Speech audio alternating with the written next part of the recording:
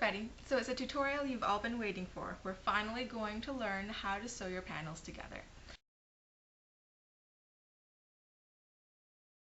But first, I just have a couple things I want to say. Firstly, thank you so much to the Lisa website, the Long Island Stay Lace Association, for featuring one of my videos on their updates.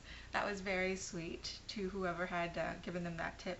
Personally, I've been kind of creeping under the radar of that website until I, became more of an accomplished tight lacer. But I have no objections, so thank you so much.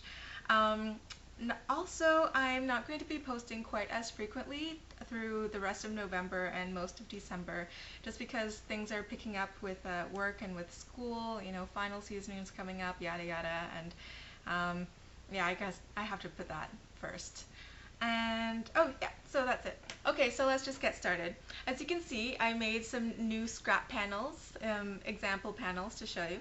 So imagine that the red side is your fashion fabric and the white side is your strength fabric. So you want the red side to look finished.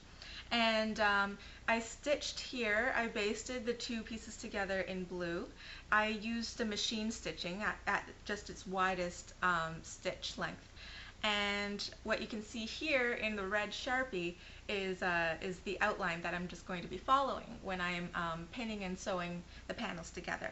So I had a couple complaints from my last video where you guys couldn't see the lines that I traced, so I tried to be really obvious in this one. Okay, so as you can see, here's panel 1 and here's panel 2. Now the first thing you want to do is take your pin and pin it together as accurately as possible. And what I like to do at first is I like to take this top corner here and pin those together. For both stitches, you're going to do the right sides together first. So your two fashion fabric panels should be facing one another. So just stick your pin right here at the top corner for your reference point, and do the same for your other panel, number 1, just like that.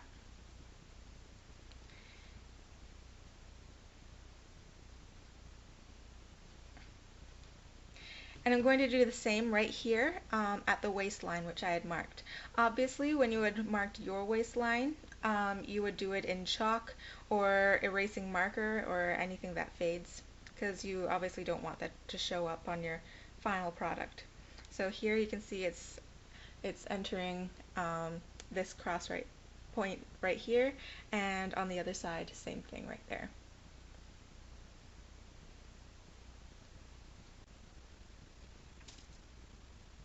And now for the bottom point.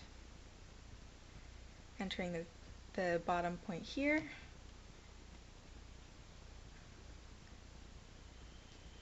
and the bottom point here as well.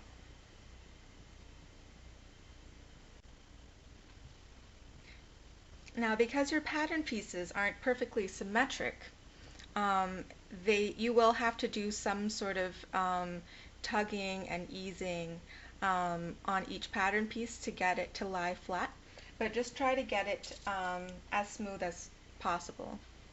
So once you have these 3 points done, try to do the same thing in the midpoints between each set of pins.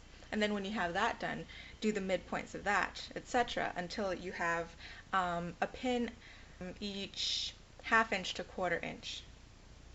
This is where the precision is most important.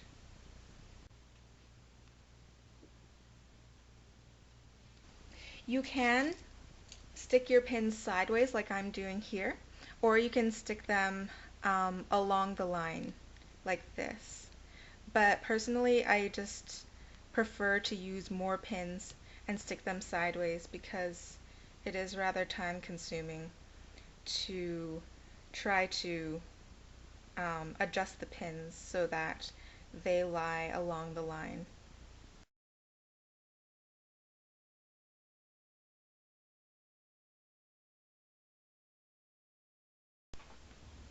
So as you can see here, I now have 5 pins from the top up and 5 pins from the top down.